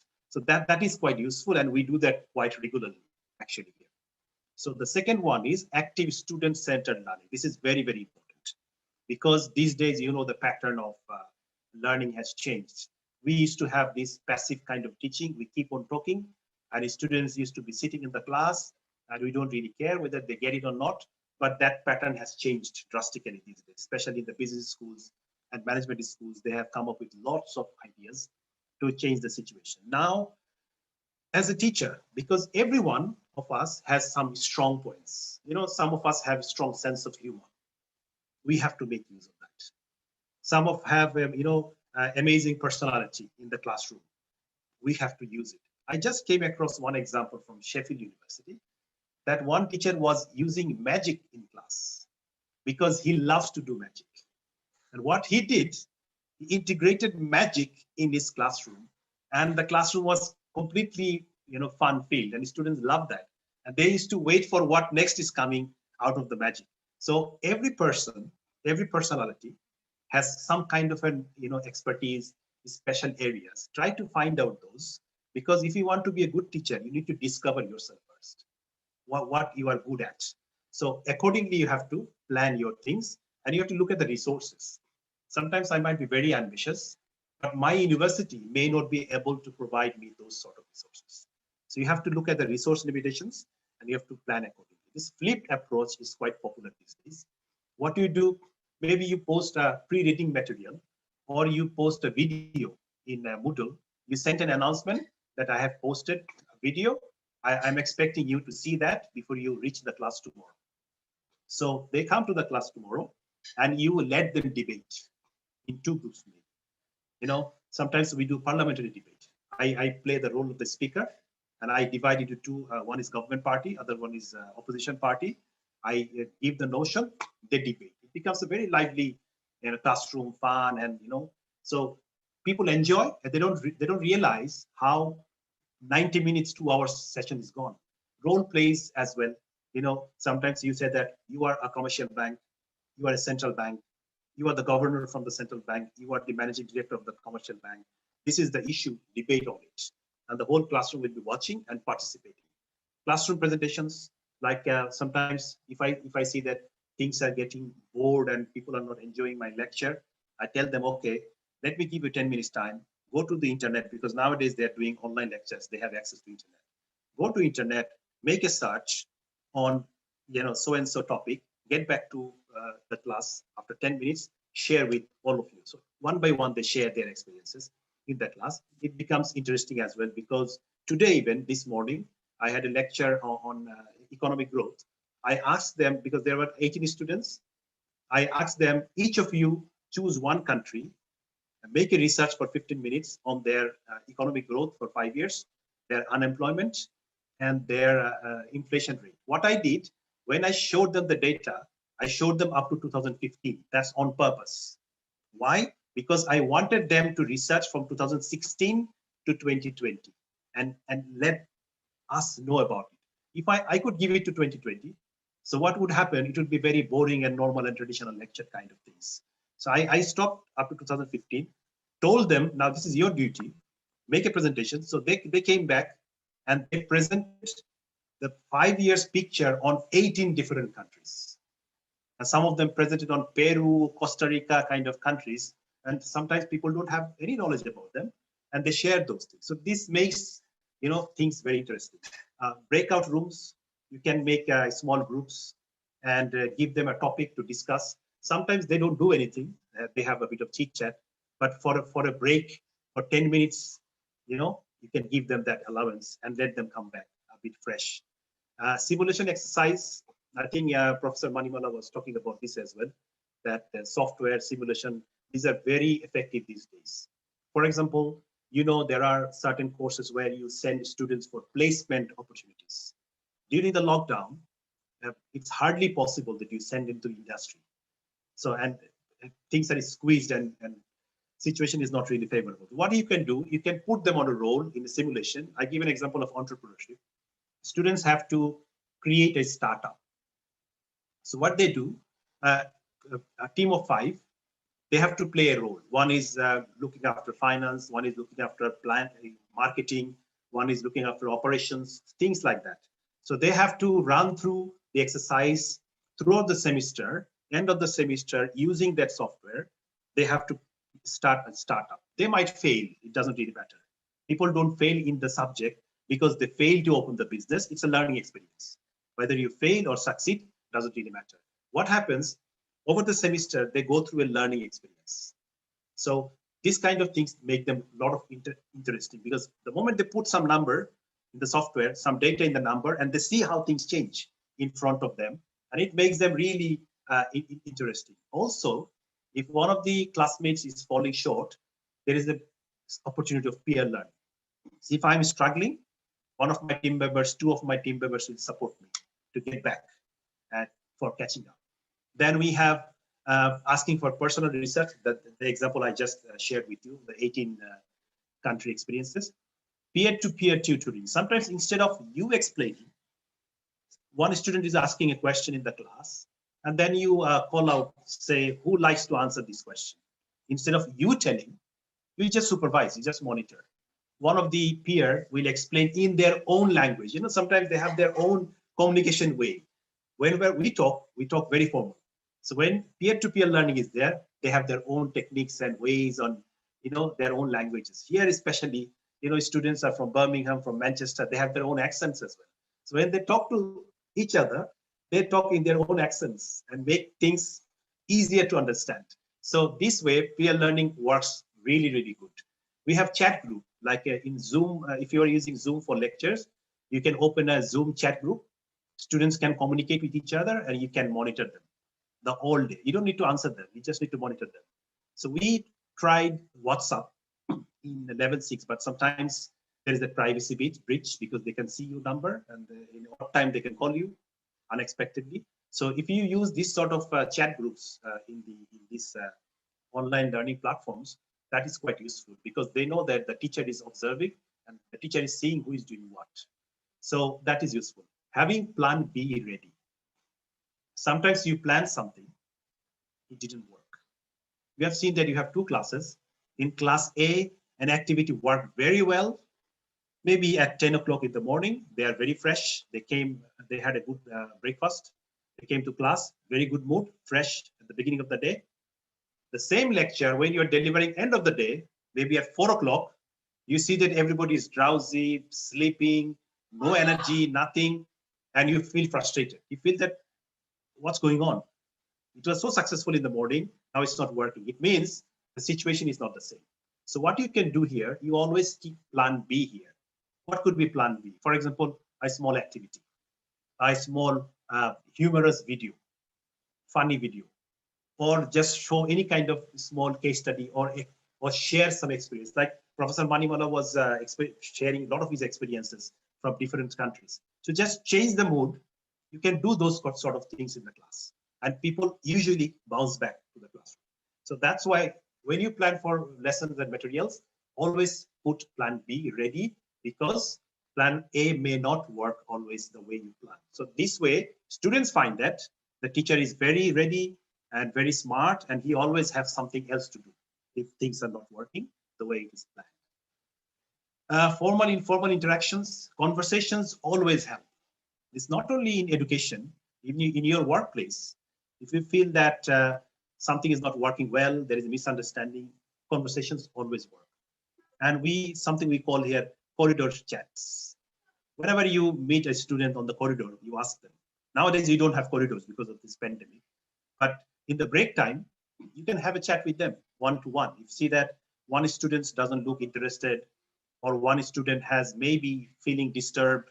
You can have a one-to-one chat with the student in the break time. It really helps. One other thing is that switching activities. Try to switch activities every 20 minutes.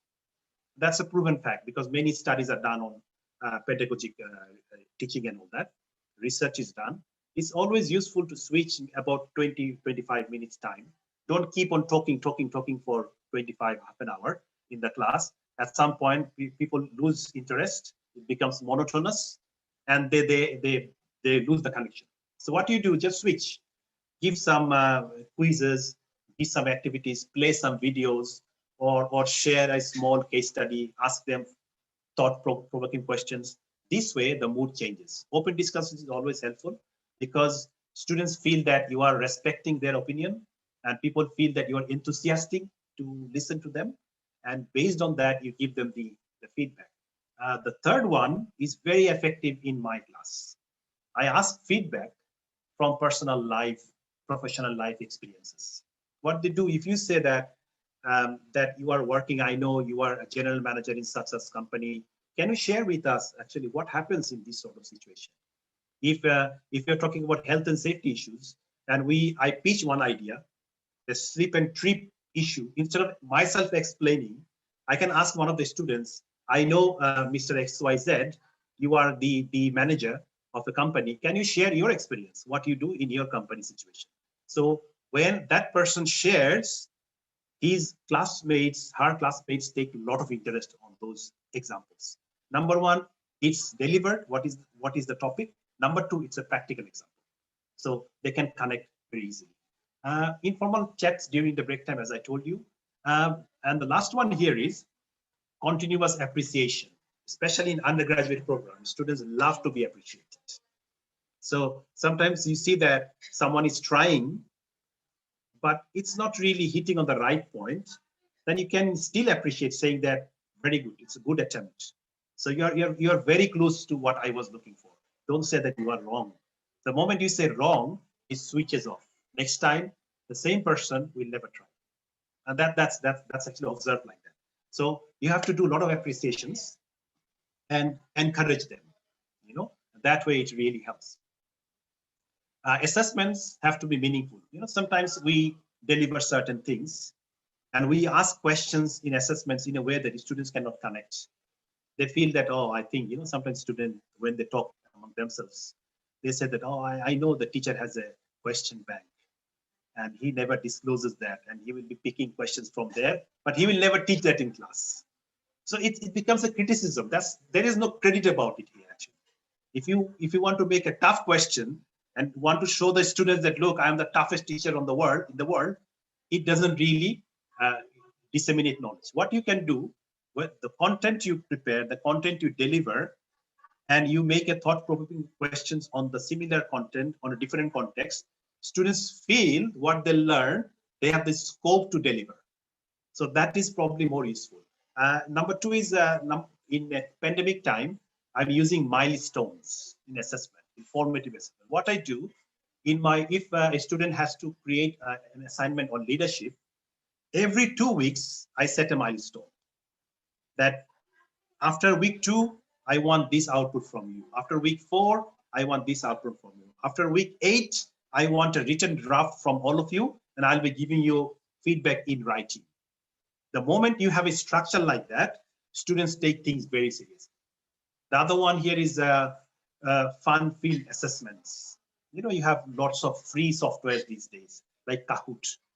If you shoot a question on the screen and say that, what is your opinion? See, instead of saying me, and all of them became more chaotic in the class, you can ask them, okay, log into the Kahoot with your mobile phone or in your computer and vote. And you can display it that the vote are going up, down. It's a fun.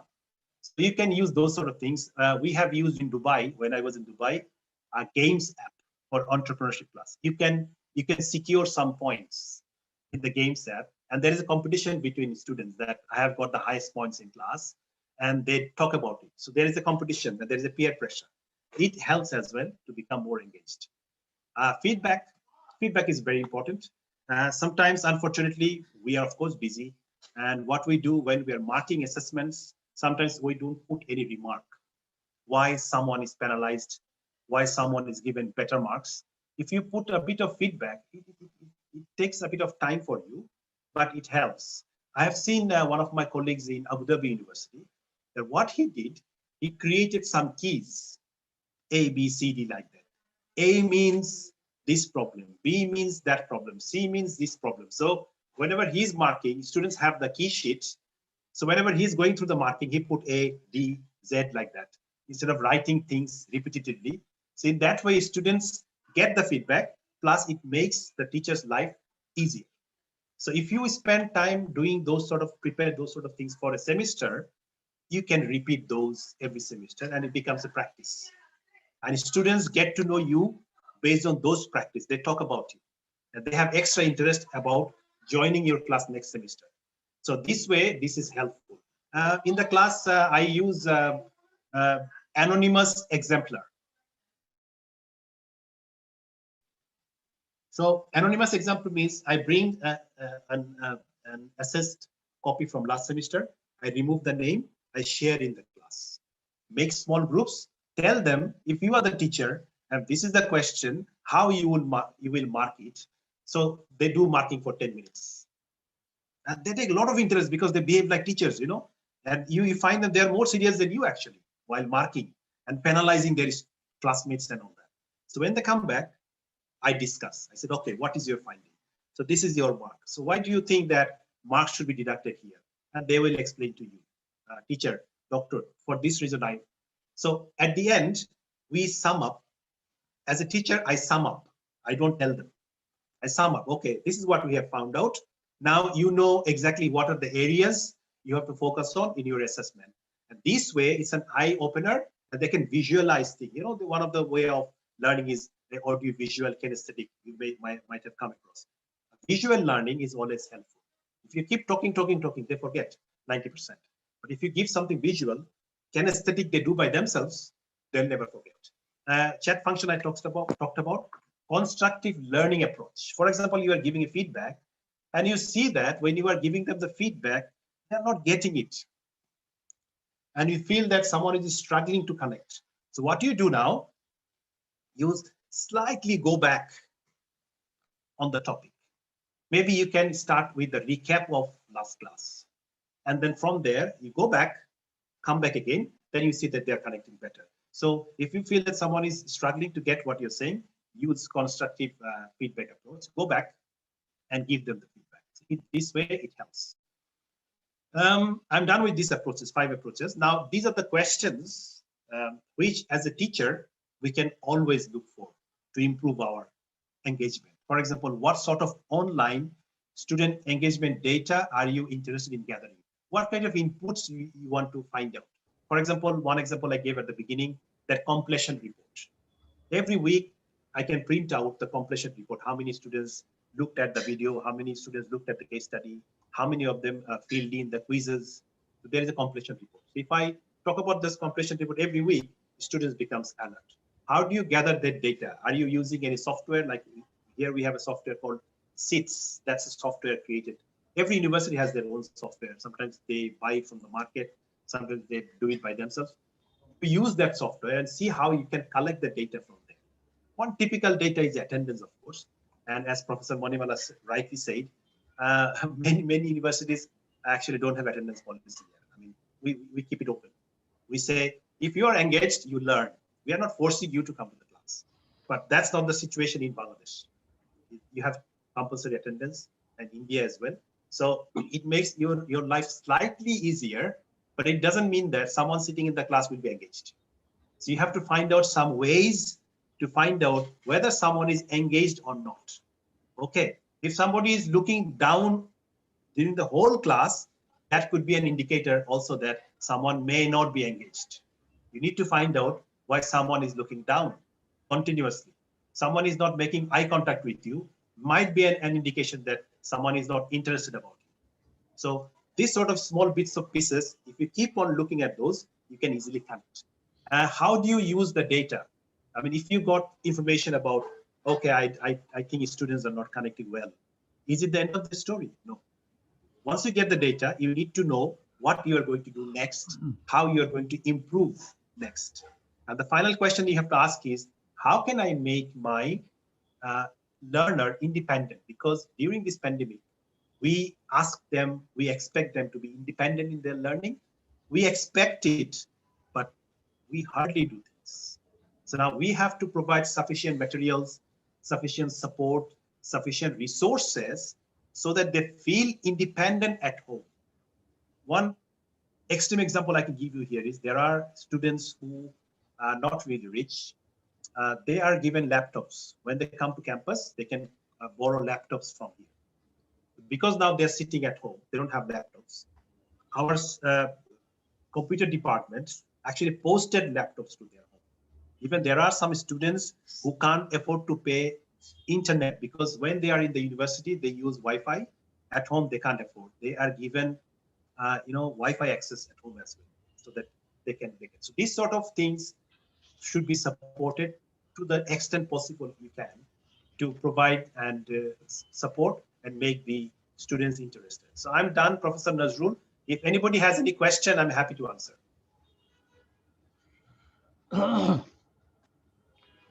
Thank you very much for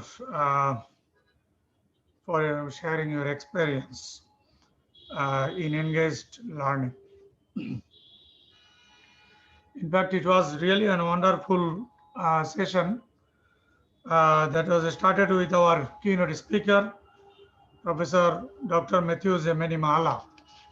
And Professor Manimala raised a lot of number of issues regarding this engaged learning. He started saying that time changes, therefore we also need to adjust ourselves with the updates, with the knowledge which are developed in course of time. And we as teacher, we are in fact outdated in one sense because we were equipped at one time, but that world is not present now. Now it is the new world. So we need to equip ourselves, keep on equipping ourselves to make engage our students with our lecture. Professor Manimala also mentioned that learning is relatively a permanent change. It is not to make permanent change, but relative because of time changes. And he also mentioned that there are three levels of learning: cognitive level, affective, and behavioral. There also we can say as thinking, feeling, and doing. Professor Manimala also mentioned that learning in the high-tech era, in this COVID pandemic situation, how we are learning. And the most difficult part, he in fact identified that engagement of students more critical in this COVID situation, because we don't know what the students are doing, whether they're really engaged with this class, with my lecture or not. We are really unable to detect. Professor Minimal also mentioned that the students' engagement can be in four levels: engagement with the learning process, that is active learning; engagement with the object of study, that means experiential learning; engagement with context, that means multidisciplinary learning; and engagement with social and civic context, that is action or service learning. Professor Manimal also mentioned some requirements for engaged learning, like more investment of time is required and effort is to be given for engagement. Greater student interaction can be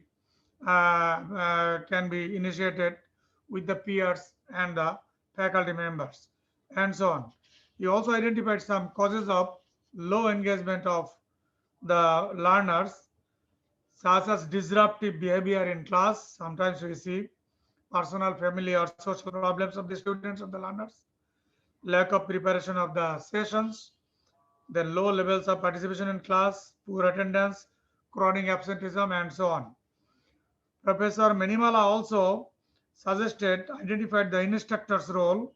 Maybe instructor may appear as observer, as validator, as negotiator, as reality tester, as mirror, as gatekeeper.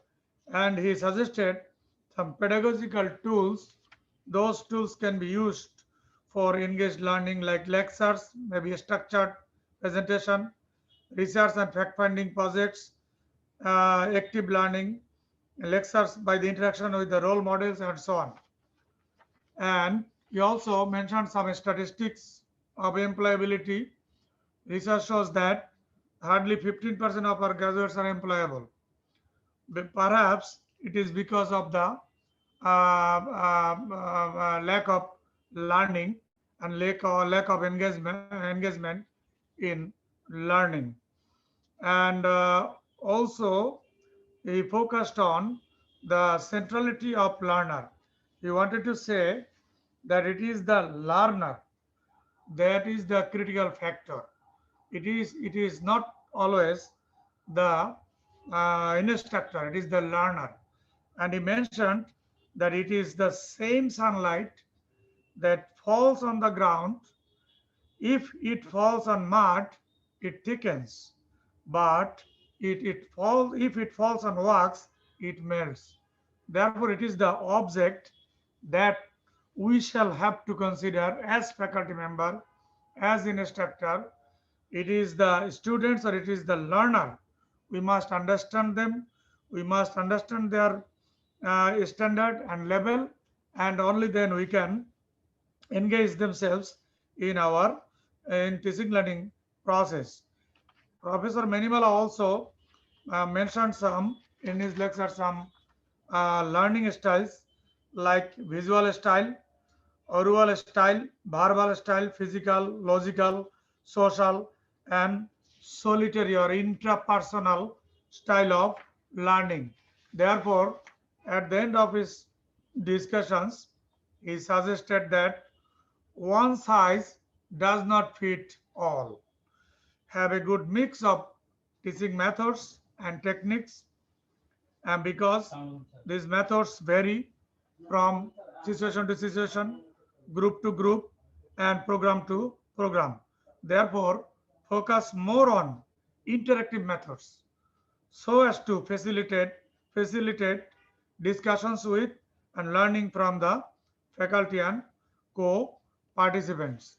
Therefore, he focused by starting saying focused on the role of intrinsic motivation.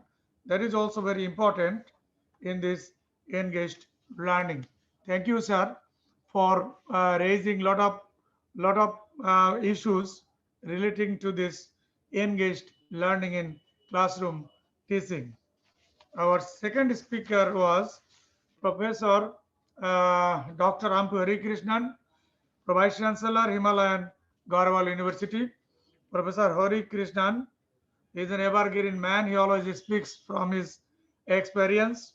He, at the beginning, identified three problems in engaged learning, which are concerned with age-old curriculum, absence of real-world learning, and stagnating models of course delivery. And to make these points understood and engagement understood, he mentioned the example and his experience of business Olympiad organized by a university, private university of Bangladesh, where I was one of the main organizers, and he observed those engagements of the students. So these are updated. If these three things are not up to their standard, then the learners will be disconnected and they will not learn effectively. Professor Ampu Harikrishnan also mentioned some experience from India. For example, Tamil Nadu experience of engaged learning. He mentioned here Haryana experience. In Haryana, he mentioned that um, they introduced courses on rural microfinance practices, folk medicine, etc., which are largely relevant to the local rural society of Haryana, where the university is based. He also mentioned the experience from Maharashtra, and also in Maharashtra under the Samarat Bharat scheme, students from various disciplines are mandated to solve one particular need of village they adopt. So this is also an example of engaged learning.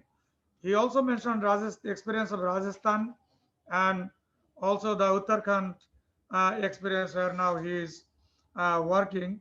He mentioned that the Himalayan Garhwal University Agricultural Research Laboratories offering assistance for practical farming in hilly terrain, while the MBA and doctoral students are engaged in the management of farming cooperative societies and local village level. So, Professor Ampu Harikrishna, thank you very much for sharing your experience and engaged learning experiences from India with our colleagues and audiences. Our last speaker was Dr. Sharif, Taimur Sharif.